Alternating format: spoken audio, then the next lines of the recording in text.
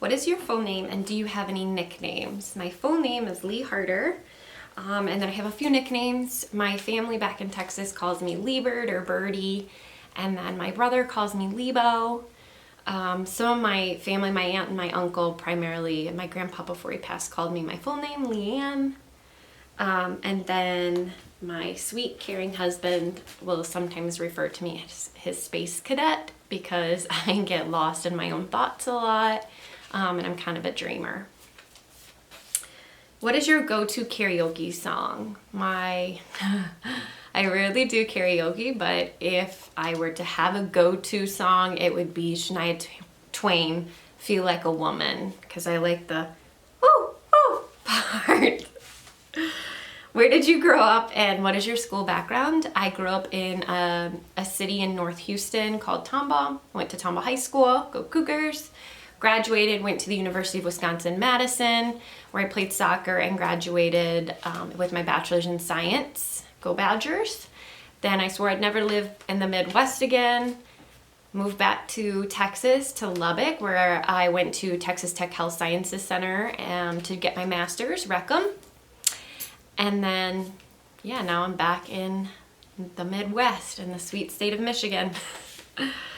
If you could choose one superpower, what would it be and why? I'm going to be kind of cliche and say flying, but I have a good reason.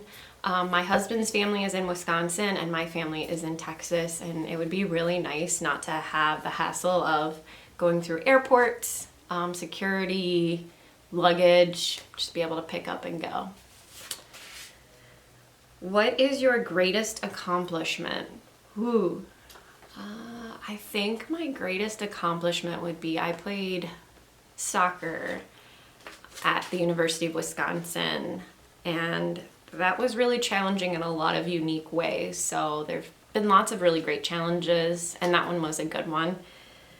But I would say I put my mind, it was one of my early ones, like my young adult ones. When I was in high school, I said I wanted to go to college out of state. I had to play a sport and get a scholarship to be able to do that with my family situation, and I was able to sacrifice and make it happen, and I'm really proud of that. So what led you to become a speech language pathologist? I had a really amazing counselor, and she wasn't even the one assigned to me at the University of Wisconsin. It was my first day there, and my very insightful mother found her and was like, why don't you go talk to her? I thought that I wanted to be a teacher, but then I really liked the language, and in high school I really liked my anatomy and physiology class, that science aspect. And so I went, and she introduced me to the field of speech language pathology, and I had never heard of it before, and she was like, why don't you take an introduction class? I took it, fell in love with it, still love it. If you had to choose a different career, what would you be? Ooh, love this question. I would be either a dermatologist or an esthetician for really probably gross reasons, but I'm really interested in skin and like any dermal issues, so my family will all attest to that. Is there anyone you'd like to shout out or thank? Wow, complicated question. To make it simple, yes, there's everybody I would attribute to who I am today. My mother is a saint. She does everything for all my siblings and her mom. She works a full-time job and she's a caregiver, and she's a Grammy, and she's a wonderful mom. She's always sending care packages. So her love runs so deep, and she's able to support me from miles away in really unique and clever ways.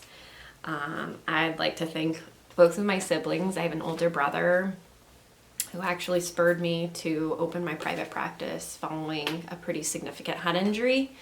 And then my sister has been just a rock. She's always a rock, but she has pushed me and guided me through the social media kind of aspect and developing my logo and my look and my feel just based on what I tell her. And it's not always clear. I just told her I wanted something warm, and I wanted a place where people came and they felt really comfortable. while they're getting services, either their family and the child or the client. So those would be a few of the people. And then I'm going to shout out my sweet, kind husband. He supports me in the strangest, most loving ways. We speak very different love languages, and it's been a learning curve, but he challenges me. He asks me questions, and sometimes I get really mad at him, but he really does it out of love. And so it's often like a few hours or a couple days until I'm like, oh, I understand why you asked me that. That's a really great question. So he constantly supports me in all my crazy wild dreams and has to rein me in a little bit. What is the most challenging part about being a speech language pathologist and why? And then how do I overcome it? Probably the most difficult part is, I'm going to speak this. My answer changed since owning my own private practice. My answer is insurance. Insurance, and then navigating that and trying to inform families of their limited visits or informing them that they don't have coverage. So this very expensive insurance plan that they pay for, insurance won't cover speech language services because they're over the age of 3 or they don't have an XYZ diagnosis. So even though they could really benefit from these services, insurance says no, and then they don't have the means to pay for services. So that is a very challenging part in my career right now that I'm trying to navigate and learn. How do I overcome it? Right now we're trying to launch a nonprofit amongst a ton of other projects, so it's slow and you have to navigate some of the legalities and the financial stuff. But the goal would be to provide services to these families that either get cut off or they can't pay out of pocket, so they're able to get those services they need, because I really feel strongly about it. What is your favorite season and why? Summer. I love the heat. I'm from Texas. I'm a sun baby, so that's a really easy one. I love being by water, not really in the water, but I like that and feeling the sun on my skin. I think it's one of the best feelings in the world. Do you have any hobbies? Yes, I have too many hobbies. My top 2 are crafting. I like to make everything. I like to learn new things, repurpose, scrapbook, card making, resin, love it all. And then I got into, since moving to Michigan, I got into gardening, specifically flowers. And now I'm obsessed. I have a wonderful neighbor that teaches me all about dahlias, and I grew a wildflower patch that's beautiful, and then I get to give people bouquets, and everybody loves getting flowers. What is one thing most people don't know about you? Easy. Well, people in my life know. I am absolutely petrified of mascots. I will never go to Disneyland. That sounds like torture to me.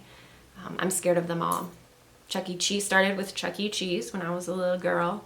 And then the Chick-fil-A cow, I'm out, and I love Chick-fil-A. What is the biggest risk you've ever taken? I'm going to maybe surprise a lot of people. And while opening a business is a big risk, I think even bigger than that was marrying my husband and moving away from everything that I know. I left my job that I really loved, and I left all of my family, and I was really comfortable. I saw them every day, all for my husband, and we have no family here. We really didn't have a house, a place. We had really just started dating when we got married because we did distance, and that was a huge risk. You put your heart on the line, and I'm kind of cheesy, so that is easily, but we just celebrated our 5-year, and we're very happy in the state of Michigan. We've met fabulous people. If you won the lottery, what would you do first? I'm going to disappoint my husband, who would tell me, get an investor and don't say anything to anybody. I'm going to say I would go get the biggest Starbucks. I think it's like a venti. I'd get that, and then I place an order online, because there's not one here, about my favorite jeweler in Texas, James Avery, and I would get something that I'd never put in my cart before. just on principle. So that would be my first. After I called my family and told them, we won the lottery, we're gonna be out of debt. Okay, what is one thing that instantly makes your day better? I've got 3 answers. My sweet baby boy, William Gray. He's hilarious, and even when I'm tired and he exhausts me, he speaks to my heart like nobody else. And then my other 2 are my 2 black labs. I love dogs, and they're the sweetest, funniest. They're always so happy when I come home. Even when they're naughty, they make me laugh. So they instantly make my day better. If you had to describe yourself in 3 words, what would they be? My 3 words to describe myself would be creative, compassionate, and emotional, which can probably be seen as a bad thing, but I would say it's my strength and my weakness.